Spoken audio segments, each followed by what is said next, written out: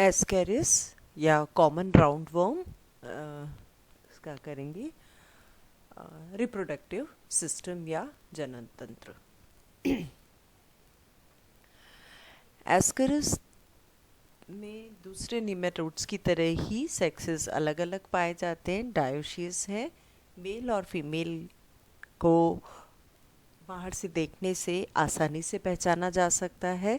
इनके अंदर sexual dimorphism या लैंगिक द्विरूपता स्पष्टतः पाई जाती है।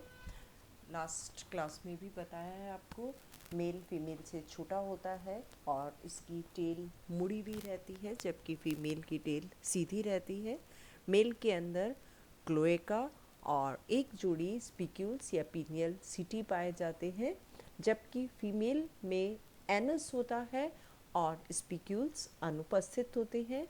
मेल में प्री और पोस्ट एनल पेपिला पाई जाती हैं, जो कि फीमेल्स में अनुपस्थित होती है। मेल के अंदर रिप्रोडक्टिव सिस्टम एक सिंगल ट्यूब के रूप में रिड्यूस्ड रहता है, जबकि फीमेल के अंदर ये डबल होती है। ये है male reproductive system. Male reproductive system में आता है ये मेल रिप्रोडक्टिव ऑर्गन्स बॉडी के पोस्टीरियर रीजन के अंदर पोस्टीरियर पार्ट में पाया जाता है, और इसके अंदर आती हैं testis, vasa deferens, seminal vesicle, ejaculatory duct और penial setae. First testis. Testis monorchic है, मतलब सिंगल पाई जाती है। ये देखिए सिंगल टेस्टिस है, लंबी धागे के समान कुंडलित नलिका के रूप में होती है। इसकी वॉल के अंदर single layer of cuboidal cells पाई जाती है, जो कि बेसमेंट मेम्ब्रेन के द्वारा घिरी रहती है। इसके मध्य में एक सॉलिड सेंट्रल एक्सिस पाया जाता है।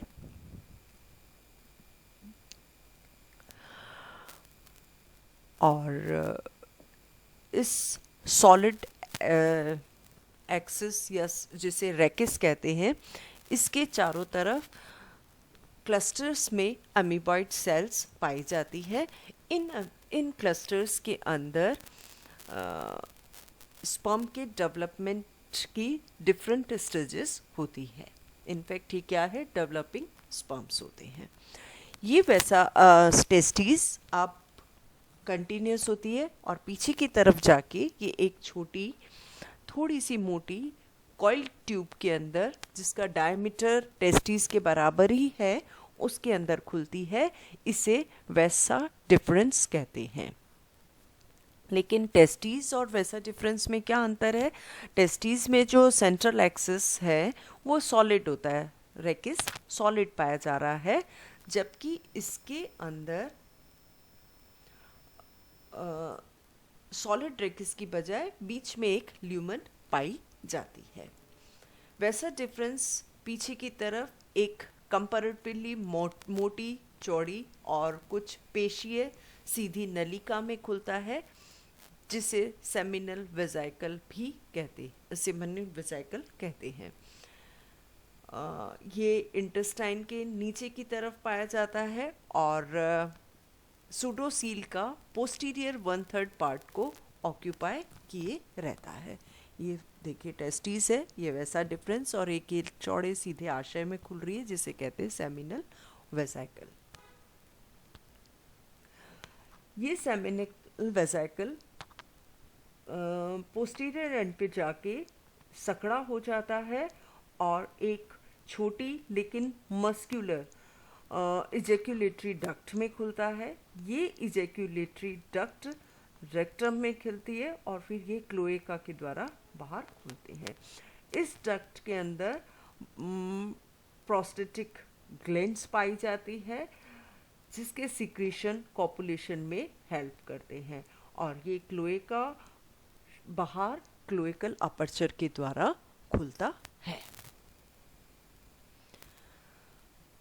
क्लोएका के डॉर्सल साइड पर एक जोड़ी मस्कुलर सैक पाए जाते हैं, जिसे पीनियल सैक कहते हैं। ये देखिए ये क्लोएका है, क्लोएका इसके डॉर्सल साइड पर एक जोड़ी मस्कुलर सैक मिल रहा है जिसे पीनियल सैक कहा जाते हैं या स्पिक्यूल पाउचेस कहते हैं। और जो दो स्पिक्यूल पाउचेस हैं ये मिलकर फिर क्लोएका के अंदर खुलते हैं। इन पाउचेस के अंदर एक जोड़ी पीनियल सिटी पाई जाती है और ये इसको क्लोएकल अपर्चर के बाहर निकाला जा सकता है और अंदर रिट्रैक्ट किया जा सकता है। यहाँ पे कुछ स्पेशल सेट ऑफ मसल्स पाई जाती है जिन्हें कहते हैं प्रोटेक्टर और रिट्रैक्टर मसल्स। इनके द्वारा इन्हें प्रोट्रूड किया जा सकता है और रिट्रैक्ट किया जा सकता है। ये कॉपुलेशन में हेल्प करते हैं, फीमेल जेनिटल पोर को ओपन करते हैं और इस प्रकार स्पर्म के ट्रांसफ़र में हेल्प करते हैं। और इस फंक्शन में और क्या चीज़ हेल्प कर रही है? काइटिनस प्लेट हेल्प करती है जो कि क्लोएकल वॉल की लाइनिंग बनाती है, लाइनिंग में मौजूद होती है। नेक्स्ट है female reproductive system. Female reproductive system यही बॉडी के पोस्टीरियर 2/3 पार्ट में पाया जाता है और इसके अंदर ओवरीज, ओविडक्ट, यूटेराई और वेजाइना स्थित होती है। इसके अंदर दो पैरेलल ट्रैक्ट पाए जाते हैं फीमेल रिप्रोडक्टिव ऑर्गन्स के। एक ट्रैक्ट के अंदर ओवरी, ओविडक्ट एंड यूट्रस होता है और इस कंडीशन को कहते हैं डाइडेल्फिक। हालांकि नेमेटोड्स के अंदर मोनोडेल्फिक और पॉलीडेल्फिक कंडीशंस भी पाई जाती है। फर्स्ट लेते हैं ओवरीज। ओवरीज इसके अंदर पेयर्ड होती है, लंबी धागे के समान बहुत अधिक ट्विस्टेड ट्यूब की तरह की स्ट्रक्चर है जो कि ब्लाइंडली टर्मिनेट होती है सूडोसील के अंदर। इंटरनली इसके अंदर single layer of cuboidal epithelial cells पाई जाती है। ये है ओवरी, धागे के समान कुंडलित संरचना और इनमें भी एक सॉलिड सेंट्रल रेकिस पाया जाता है और बाहर की तरफ बेसमेंट मेम्ब्रेन होती है। ये रेकिस एपिथेलियल सेल्स के द्वारा सराउंडेड रहता है और इसके अंदर डेवलपिंग ओवा पाए जाते हैं।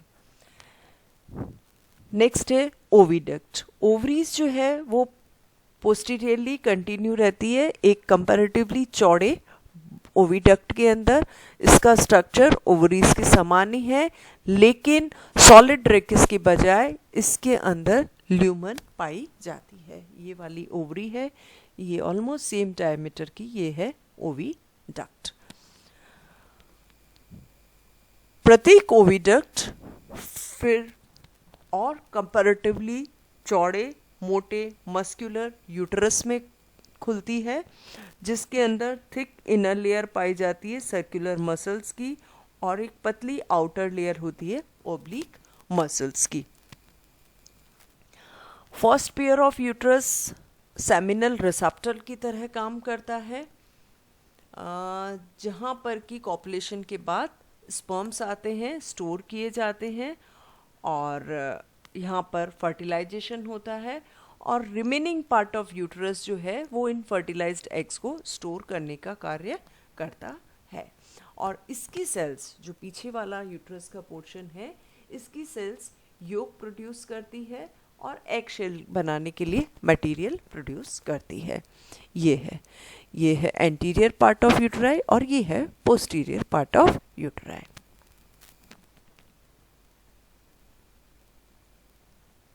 देन है विजाइना।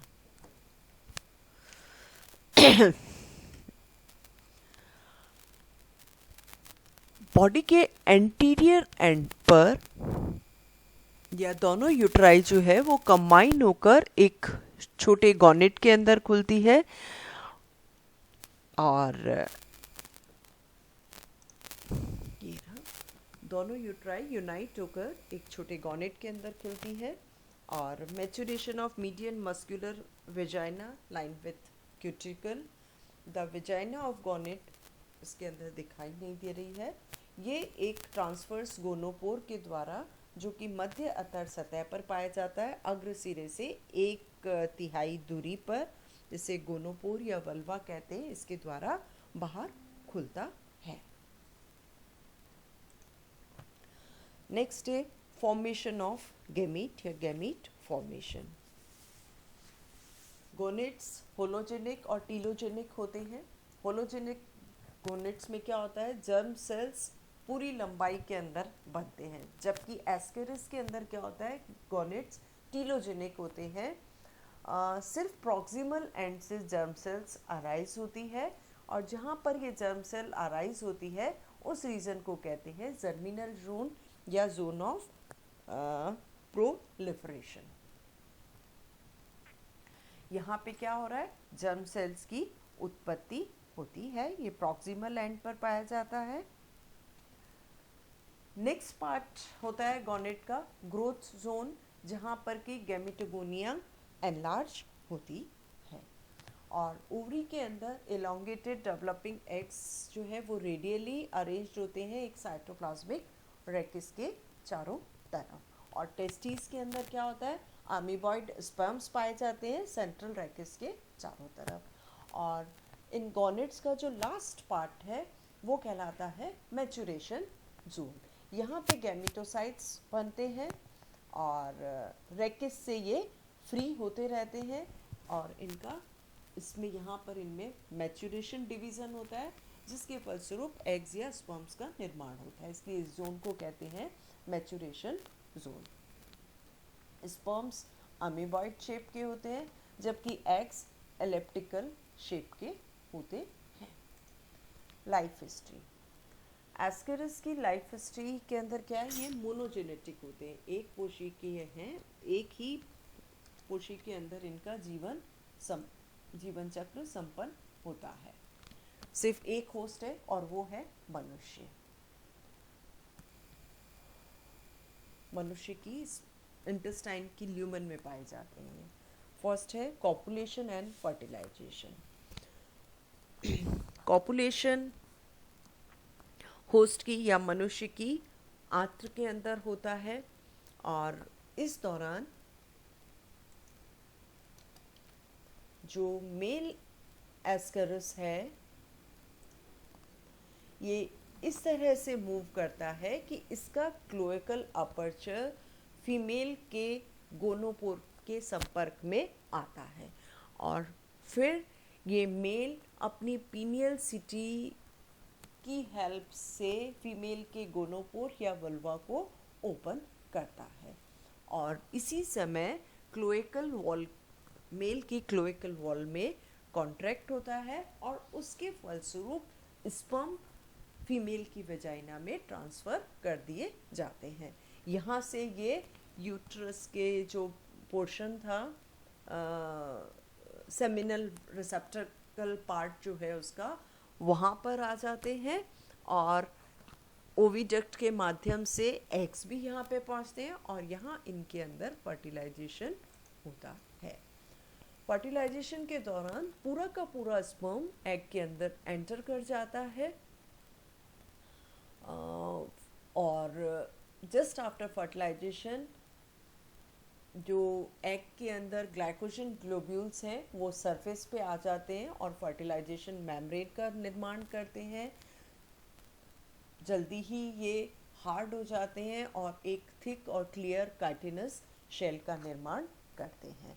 इसके बाद जो फ्लैट ग्लोब्यूल्स हैं एग के, वो लिपिड लेयर का निर्माण करते हैं काइटिनस शेल के अंदर की तरफ, और अब ये फर्टिलाइज्ड एग आगे की तरफ पास करता है। यूटेराइन वॉल एक सिक्रीट करती है मोटे येलो और ब्राउनिश एल्बुमिनस कोट या आउटर शेल का, जिसकी वेवी सरफेस होती है। और अब ये जो एग्स हैं इनको मेमिलेटेड एग्स कहा जाता है। ये एग्स एलिप्टिकल होते हैं और 60 से 70 माइक्रोन लंबे, और चौड़ाई इनकी होती है 40 से 50 माइक्रोन। जायगोट, एग बन गया, फर्टिलाइजेशन हो गया, डिप्लॉयड न्यूक्लियस बन गया है, एक थिक क्लियर इनर शेल होती है, लिपॉइड लेयर पाई जाती है और आउटर शेल पाई जाती है, और जो कि येलो और ब्राउन कलर की होती है। अब ये फर्टिलाइज्ड एग या जायगॉट है, ये इसको फीमेल एस्करस होस्ट की स्मॉल इंटेस्टाइन में ले करती हैं, और ये अब वहाँ से फीकल मैटर के द्वारा होस्ट की बॉडी को छोड़ देते हैं। एक फीमेल एक दिन में 15,000 से 2 लाख तक अंडे प्रतिदिन देती है। एस्करस में प्रचुर मात्रा में एग लेइंग की जाती है। एक मैच्योर फीमेल अपने जीवन अवधि में 27 मिलियन अंडे तक देती है। ये एग्स येलोइश और ब्राउनिश कलर के होते हैं, इंटेस्टाइन में पाए जा रहे हैं। एग्स ग्राउंड पर आने के बाद में कई महीनों तक जीवित रह सकते हैं, बस इन्हें सॉइल के अंदर नमी की आवश्यकता होती है। कंप्लीट ड्राइनेस इनको खत्म कर देती है। इन ऑर्डर टू डेवलप इन्हें ऑक्सीजन की आवश्यकता, ऑक्सीजन, नमी और ह्यूमन बॉडी से कम टेम्परेचर की इन्हें आवश्यकता होती है। मोस्ट फेवरेबल टेम्परेचर है इनका 85 डिग्री फ़ारेनहाइट, और ह्यूमन बॉडी से बाहर एक छोटा सा इंक्यूबेशन पीरियड ये पास करते हैं। Early development outside the host, पोषी के बाहर इनका विकास किस प्रकार से होता है। अर्ली एम्ब्रियोनिक डेवलपमेंट जिसे क्लीवेज या सेगमेंटेशन है, ये सॉइल के अंदर ही स्टार्ट हो जाता है। क्लीवेज इसमें स्पाइरल और डिटर्मिनेट प्रकार का होता है, निर्धारित प्रकार का है। कोई भी भाग नष्ट हो गया तो उससे डेवलप होने वाले एडल्ट का पोर्शन नहीं बन पाता है। 2 से 4, 4 से 8, 8 से 16 कोशिकाएं बनेगी। ब्लास्टुला अवस्था का निर्माण होता है, और इस ब्लास्टुला के अंदर जो कैविटी बनती है उसको ब्लास्टोसील कहते हैं। ब्लास्टुला से फिर बनता है गैस्ट्रुला। ठीक है, अब फाइनली 10 से सेगमेंटेशन या क्लीवेज प्रारंभ होने के 10 से 14 दिन में एक जुवेनाइल का निर्माण होता है। जुवेनाइल के अंदर आहार नाल, nerve ring, lateral excretory system पाया जाता है, और ये एक रेप्टाइटिस से मिलता है, एक सॉइल नेमेटोड से मिलता है। इसलिए इस लार्वा को रेप्डिटिफॉर्म लार्वा या रेप्डिटॉइड कहा जाता है। अब एगशेल के अंदर ही इस लार्वा में मोल्टिंग होती है, और उससे सेकेंड स्टेज जुवेनाइल या सेकेंड स्टेज का रेप्डिटॉइड लार्वा बनता है। ये जो स्टेज है एस्केरिस की स्टेज, ये इन्फेक्टिव होती है होस्ट के लिए। फेवरेबल ऑक्सीजन, मॉइस्चर और टेम्परेचर की कंडीशंस पे ये इन्फेक्टिव जुवेनाइल्स 6 साल तक ज़मीन के अंदर भूमि में मिट्टी में ज़िंदा रह सकते हैं। Now infection to host. Ascaris के जीवन चक्र में कोई भी सेकेंडरी होस्ट नहीं है। मैन में इन्फेक्शन डायरेक्टली कहाँ से आता है? कॉन्टेमिनेटेड फूड और वाटर से, जहाँ पर कि ये इन्फेक्टिव एग्स पाए जा रहे हैं। जब ये इन्फेक्टिव एग्स स्मॉल इंटेस्टाइन में पहुँचते हैं तो एग शेल डिज़ोल्व हो जाती है होस्ट के डाइजेस्टिव जूसेस से, और infective second stage juvenile stage उसमें फ्री हो जाती है। बिल्कुल स्ट्रक्चर एडल्ट की तरह ही है, सिर्फ रिप्रोडक्टिव ऑर्गन्स विकसित नहीं होते। ये है इसका लार्वल अवस्था। Later development in host. Intestine में इनका शुरू के 10 दिनों तक कोई डेवलपमेंट नहीं होता है, ये वहीं पे इधर उधर घूमते रहते हैं। उसके बाद ये इंटेस्टाइन की वॉल को बोर करके मेसेंट्रिक सर्कुलेशन में आ जाते हैं। यहाँ से हिपैटिक पोर्टल वेन से होते हुए लिवर में जाते हैं, और लिवर से ये हिपैटिक पोस्ट कैबल वेन से हिपैटिक वेन में, और फिर हार्ट के अंदर राइट साइड पर पहुंच जाते हैं। यहाँ से ये पूरी बॉडी के अंदर कई बार घूमते रहते हैं ब्लड स्ट्रीम के द्वारा, एंड फाइनली पल्मोनरी आर्टरीज के द्वारा लंग्स में पहुंच जाते हैं। लंग्स में पहुंचने के बाद ये कैपिलरीज की वॉल को ब्रेक कर देते हैं, एल्वियोलाई में चले जाते हैं, कुछ दिनों तक वहाँ रहते हैं, फिर इसके अंदर मोल्टिंग होती है और थर्ड स्टेज लार्वा बनता है। यहीं पे इनमें फिर से मोल्टिंग होती है और फोर्थ स्टेज लार्वा बनता है। अब ये फोर्थ स्टेज जो जुवेनाइल या लार्वा है, ये ब्रैंक्यूल से ब्रोंकस तक होता हुआ ट्रेकिया में पहुंच जाता है और फिर गले में पहुंच जाता है, और उसके बाद में ये इसोफेगस के द्वारा स्वलो कर दिया जाता है और स्मॉल इंटेस्टाइन में सेकेंड टाइम पहुंच जाता है। ये इसकी पूरी साइकिल है। Ascaris parasitic adaptation. एस्केरिस एक एंडोपैरासाइट है, राउंड वर्म है, जो कि इसके अंदर एडवर्स कंडीशंस को पास ऑन होने के लिए कुछ अडेप्टेशंस पाए जाते हैं। ये है, पहला तो इसके अंदर जो क्यूटिकल है वो टफ, थिक और रेजिस्टेंट होती है, जिसके द्वारा ये डाइजेस्टिव एंजाइम्स और होस्ट के एंटी टॉक्सिन से इसकी रक्षा करती है। इसके अतिरिक्त एस्केरिस खुद भी कुछ एंटी एंजाइम सिक्रीट करते हैं, जो कि इनके होस्ट के डाइजेस्टिव एंजाइम से इसकी रक्षा करते हैं। होस्ट की इंटेस्टाइन में जो पेरिस्टाल्टिक मूवमेंट्स होते हैं, उसको काउंटरएक्ट करने के लिए ये भी उसी तरह के मूवमेंट्स करते हैं। मस्कुलर फेरिंग्स फूड पार्टिकल्स का इंजेशन में सकिंग एक्शन के द्वारा हेल्प करते हैं। ये ऐसे एरियाज़ में पाए जाते हैं जहाँ पे कंटिन्यूस फूड मटेरियल की सप्लाई होती है, एलिमेंट्री ट्रैक्ट में मिलते हैं, इसलिए इनके अंदर स्टोरेज के कुछ स्पेशल ऑर्गन्स नहीं मिलते हैं। ये ऑलरेडी पचे पचाए भोजन के बीच में मौजूद है, इसलिए इनके अंदर डाइजेस्टिव ग्लैंड्स भी नहीं पाई जाती है। एब्जॉर्प्शन, ट्रांसपोर्टेशन और डिस्ट्रीब्यूशन ऑफ फूड, ऑक्सीजन और वेस्ट प्रोडक्ट किया जाता है सूडोसिलोमिक फ्लूइड के द्वारा। इसके लिए इसके अंदर सर्कुलेटरी सिस्टम की भी आवश्यकता नहीं होती है। ऑक्सीजन की कम मात्रा अवेलेबल है, इसलिए इसके अंदर एनारोबिक टाइप का रेस्पिरेशन पाया जाता है। शरीर के अंदर ये पाए जा रहे हैं जहाँ के कि वातावरण में कुछ खास परिवर्तन नहीं होता है, इसलिए इनके अंदर संवेदी अंग भी अल्प विकसित होते हैं। इनके चांसेस ऑफ सर्वाइवल बहुत कम होता है, इसलिए एक मैच्योर फीमेल अपने जीवन अवधि में करीबन 27 मिलियन अंडे देती है। प्रचुर मात्रा में अंडे देती है, क्योंकि कोई ज़रूरी नहीं है कि जितने एग्स ये ले कर रहे हैं वो सभी एडल्ट में परिवर्तित हो सके। जाइगोट या फर्टिलाइज्ड एग के चारों तरफ रेजिस्टेंट शेल पाई जाती है, जो कि इन्हें अनफेवरेबल एनवायरमेंटल फैक्टर्स से इनकी रक्षा करती है।